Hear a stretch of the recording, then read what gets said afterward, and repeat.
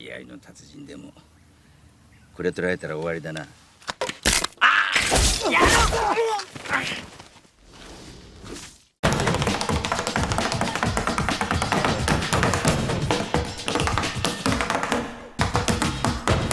Most cultures have their own folk heroes. The British Isles have King Arthur, Robin Hood, and Beowulf.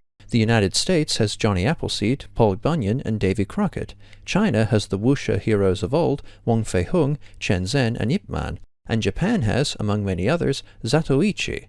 Alright, it may be a bit of a stretch to call Zatoichi a folk hero, but this media franchise about a blind swordsman is a prominent and long-running part of Japanese culture. Based on the novels by Ken Shimozawa, there have been dozens of Zatoichi films and a 100-episode TV series released since 1962, in a longevity somewhat comparable to that of James Bond in the West.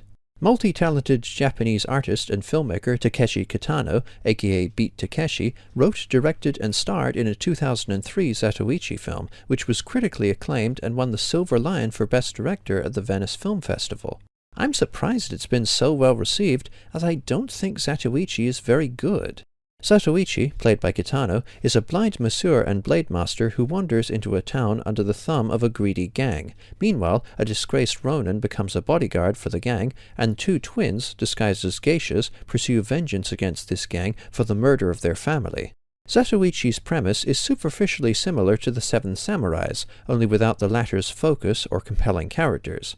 You must recover all the energy immediately, Mega Man. The characters, which include Zatoichi himself, his austere yet kind friend Miss Michio Okuso, her nephew Shinkichi, Taka Guadalcanal, the grim Ronin, Tadanobu Asano, and the two geishas, are fairly likable, but are all painted with simplistic, broad brushstrokes, and undergo very little development.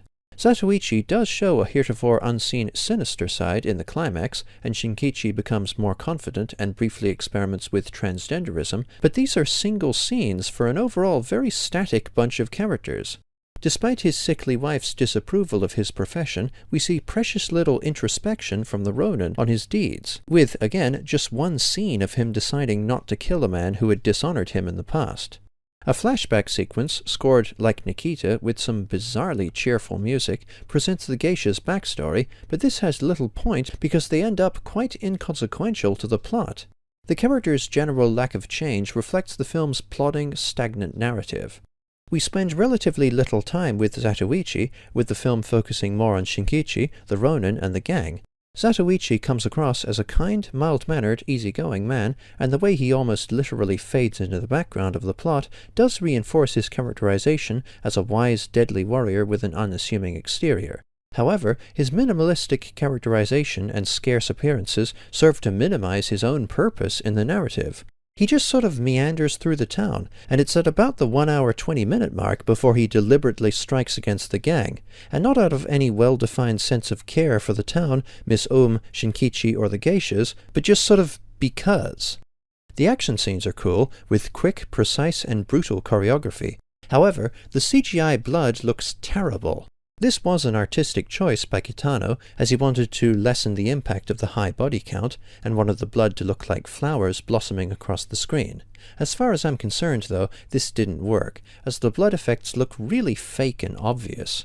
Zatoichi has fun characters and exciting action, but has a flat, sluggish narrative in which little progresses. I'm sorry, but I thought this film was kinda terrible.